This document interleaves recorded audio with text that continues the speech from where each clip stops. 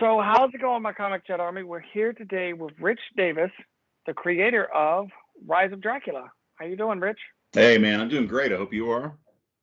I'm doing good. I'm glad to finally get you on here. I know, yeah. It's been a minute. We've been trying to make this happen, so I'm glad we're here. Yeah. So the Cult of Dracula, is it out now? Can we get it at our comic shops? Yeah, so Cult of Dracula wrapped up in the November or December of last year. So it's Cult is out in trade paperback form in comic book stores all over the world. I mean, you can go to Target and buy it, which is really cool. Barnes and Noble, Amazon, it's all over the place. Rise of Dracula issue 3 just came out about a week ago.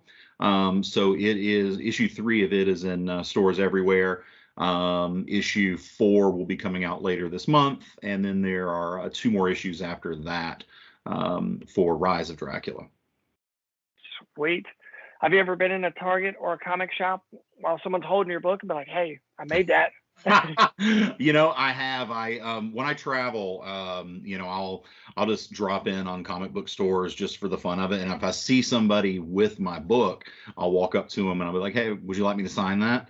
And it opens up a great conversation of, why would you want to sign my book? And I'm like, well, I kind of wrote it, and so it's really fun. People really dig it, and I love just doing things like that. It's a good time. Okay.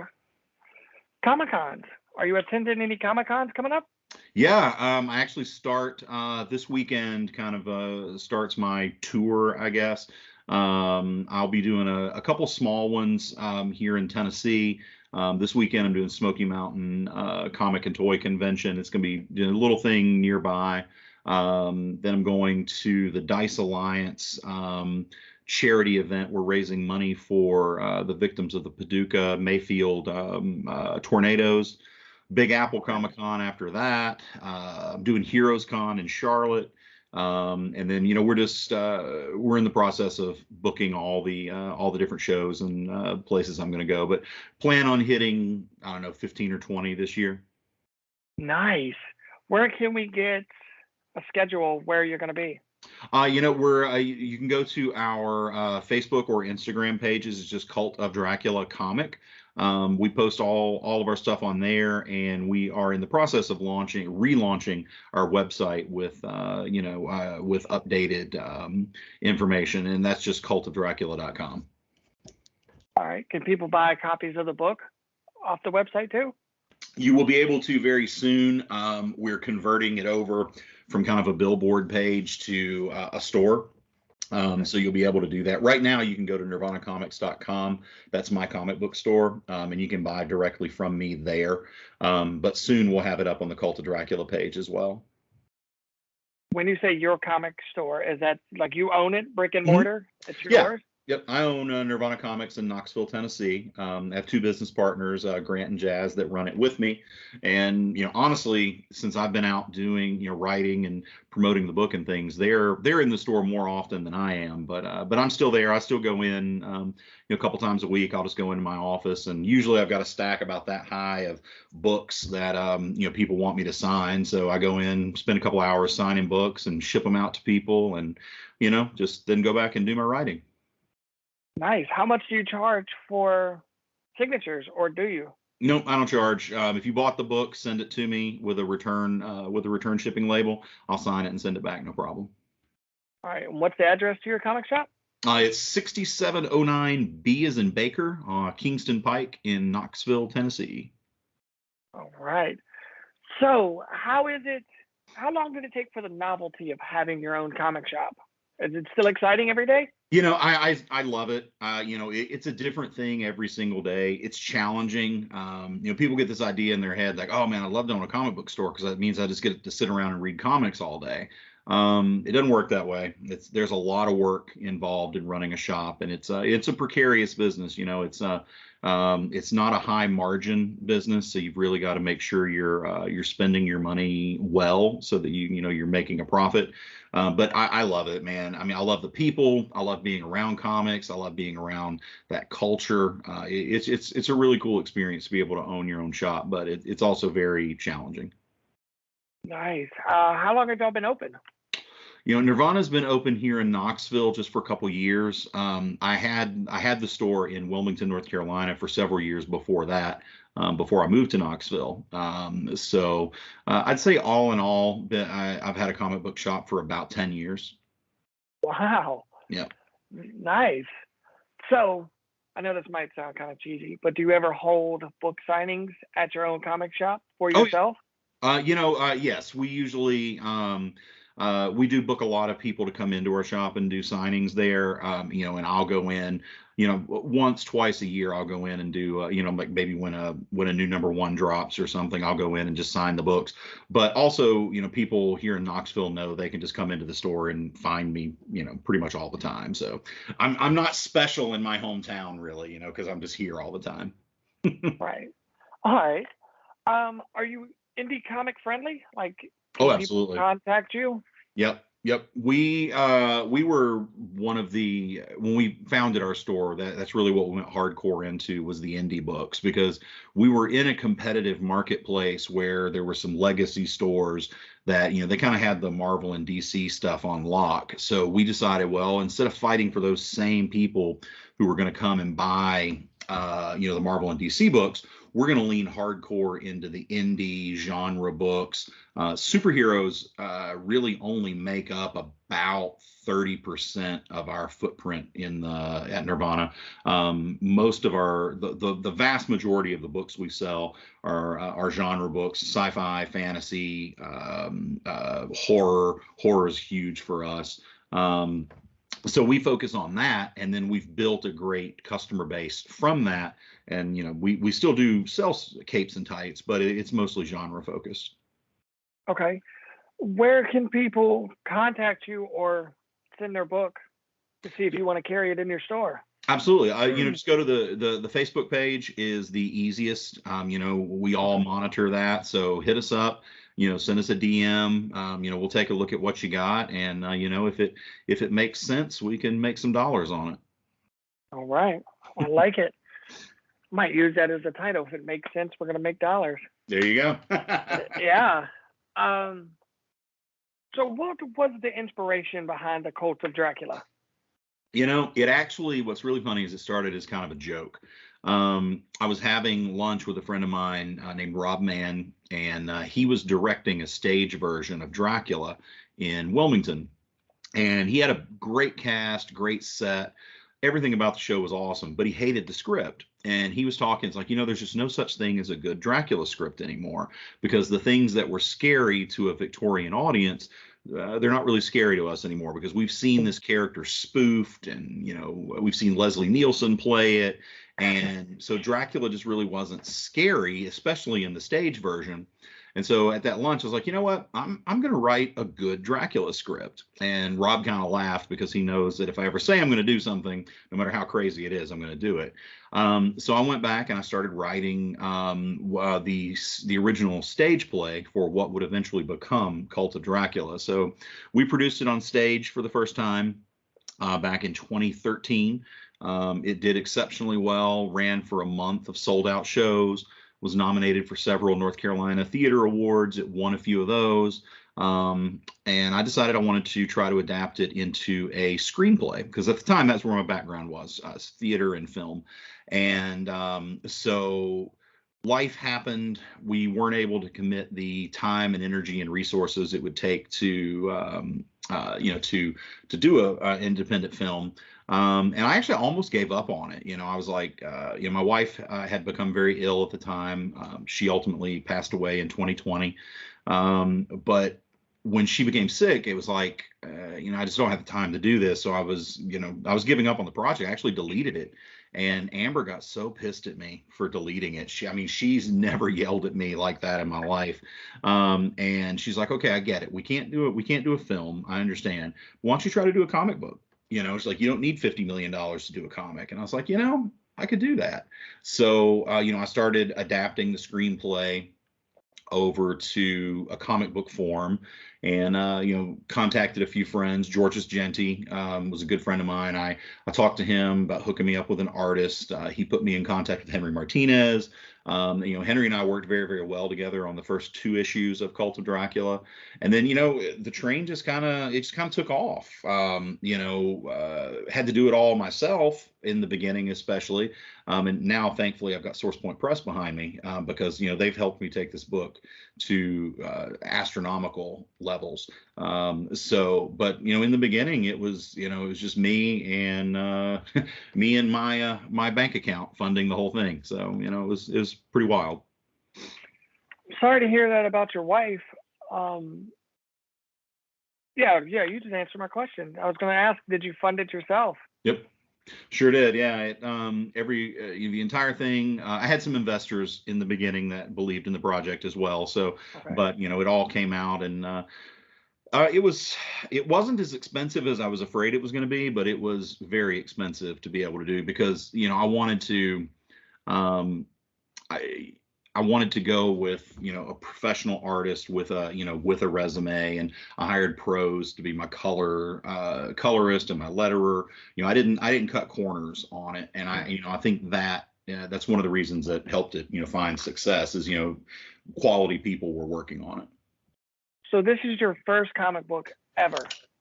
Yeah. Cult was my first. Rise is volume 2 of that same story. And then I'm going to close that up with Reign of Dracula, which will be out sometime later this year. That'll be the 3rd chapter. But we're also in the process of considering launching a larger shared horror universe.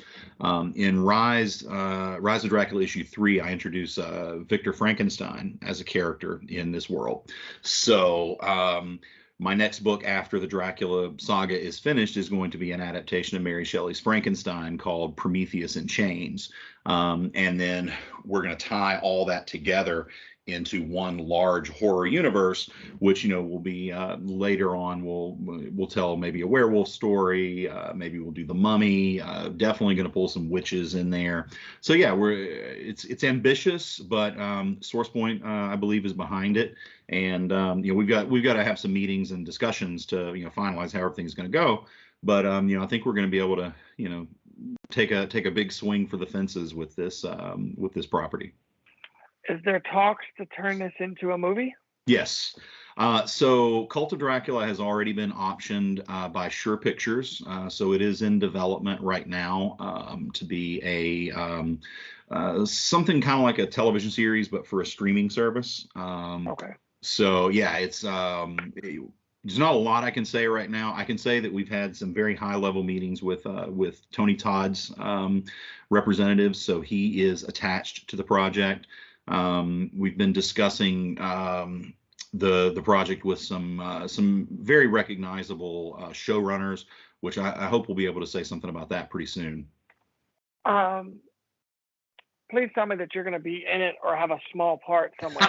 Maybe I'll get to pull the Stephen King thing where I'm an extra, like a hotel clerk or something, or a dead body. That'd be awesome. Or can't think of the movie, Jay and Silent Bob, where they used the comic shop. Yep, that would be kind of cool. Yeah, I hope they'll let me have some sort of little cameo thing in it. That'd be awesome. That would be perfect. I mean, yeah, be a good time. Have you wrote yourself into the comic at all, or family, or anybody? I haven't written myself, and the characters are all. I haven't directly written myself in there, but the characters all represent a certain part of me, my fractured, psyche or whatever. There's a little bit of me in each one of the characters, and definitely a lot of people I know have influenced those characters. And every now and then I'll, like for a background character, I'll ask Puis to draw, like, hey, draw my friend Rob in there in the background somewhere, and so he'll do things like that because you got to come up with all these different looks for all these different background characters anyway. So might as well make people that famous. Nice. Has anybody recognized anybody in the background like that? My cousin Nate he's a Marine, and so we were drawing some soldiers in this one scene. And so I had Police draw one to look like him, and he texted me. He's like, "Holy crap, you put me in your comic!" So yeah. Nice. What advice would you give to new people that want to make comics? The best advice I've ever received is finish your script. If you finish your script, you're already in the top 20% of scripts that get attempted, because 80% of people who start a script don't finish it. So if you can get from beginning to middle to end and see it through, you're already a top 20 script out there. So there's a lot of places you can go from there. So no matter how frustrated or difficult things seem, see it through. Don't bail in the middle. Get the script finished, and then big things can happen after that. But you've got to be willing to put the work in, the time in, the effort in, to finish what you start, or you're not going to get anywhere. Okay. Let's see. Oh well. Trying to think of a question. Oh, what social medias are you on? Sorry. We're on everything. Facebook and Instagram are the best ways to get us. Cult of Dracula comic. We do have a Twitter account, but I don't Twitter. Twitter terrifies me, so I stay the hell away from it. We are looking at getting on TikTok. I don't know what the hell I'm going to do on TikTok, because I'm not an attractive early 20s female. I don't dance. I'm not funny. I don't know what the hell I'm going to do on TikTok, but everybody keeps telling me I need to get on TikTok. So we're working on that to see if we can figure out a way to make sense, to provide something to the TikTok audiences out there, something that has value. But I have no idea what I'm going to do yet. I think it'd be cool to see the day-to-day of a comic shop owner. Could be, yeah, definitely could be. There's a lot of craziness that goes on. Yeah, and you said there's a lot of stuff behind the scenes that people just don't see. Oh yeah, absolutely. Every day there's a new and different challenge. There's always something unique. Usually something fun happens every day, and usually something very frustrating happens every day. So it's a fun time, running a shop. But that might actually make something interesting for TikTok. I don't know. What's the wildest experience you had being a shop owner? The wildest, I would have to say, we went, of course, this was also, I was on a Netflix series called Swap Shop. My store was on there. We were the comic book buyers. And so we got to go to this, got a call. This guy had a collection in Chattanooga, which is about 2 hours away. And so we drove out to see his collection. And when he opened his garage, he said he had a lot of comics, but usually when people say that means they've got, maybe 10, 15 boxes of comics. This guy's entire garage was full of Silver and Bronze Age comics. And I'm usually the calm, collected person. I'm the person who handles the money and the numbers, and because I don't lose my mind very often. I don't get excited very often. But I could not contain myself just seeing this sea of amazing comic books in this guy's garage. And ultimately, we did make a deal with him, and everybody made a lot of money. But God, there was some every. Hulk 181, Amazing Spider-Man 1 through like 50 was in there. X-Men, Fantastic Four. You name a Silver or Bronze Age key, and this dude had it. I lost my mind over it. It was such a great buy. So really quick before we go, what episode was you in? Because I seen one about a comic shop, and he was going to go buy an arcade cabinet. That's us. As far as I got. Yep. That's us. We were in we were in season 1. We were in episodes 4 and 6. We were core cast members, so we were one of the teams that were competing on the show. And then in season 2, I think we're in a couple of episodes, and then we're in discussions about a season 3 now. So yeah, it was a lot of fun to do. So I wish you'd have told me this earlier because this would have been fun to talk about. Sorry. No, you're fine. So the money, is it your money that you put up, or does Netflix say, "Hey, this is the budget, buy stuff"? So everything that we bought, we actually bought on there for the store. So we're spending our money. Netflix paid us to do the show, of course, but all of the, when we bought this collection, we bought it, and we bought the arcade cabinet, we bought it. So yeah, I mean, there was nothing. It's a reality TV show, so that means there are some scripted moments, like the cutaways. That stuff is like, they're like, okay, so when you were looking at this, you said this. I need you to repeat that line in the cutaway. Or they'll ask us a question, so what were you thinking when you saw that? So that part of it's kind of scripted, but the buying part, when we went on these picks, we didn't know what we were going to find. So that that's all real, and that's one of the reasons I really enjoyed doing this show, because the producers, the showrunners, they didn't come in and they didn't make up all this drama and create this fake tension and stuff. It was just all about picking the stuff and having fun, and I think that's what made it a very successful show. Nice. Well, I appreciate you taking the time to come talk with us, Rich. Is Yeah, there bro. anything you want to say before we go? Man, just thank you for having me. Thank you for supporting Cult of Dracula and Rise of Dracula and all these books from Source Point Press. Please continue to support your local comic book shops. LCSs are the backbone and the heart and the soul of this industry. And if the local comic book shops go away, everything gets dominated by these massive corporate retailers. And the only comics you're going to be able to find will have Bat Dude and Spider Guy in them, and you won't get anything else. So please continue supporting your local comic book shop, and that way they can keep telling you about really awesome new indie books. All right. Thank you, Rich. Yeah, thank you, man. Glad to be here. What? You mean you haven't subscribed to Comicchatauthority? Oh, come on. Subscribe already. What are you waiting for? It's no big deal. Like, man, don't forget to tell him to hit that like button. Yeah, that too. Just subscribe.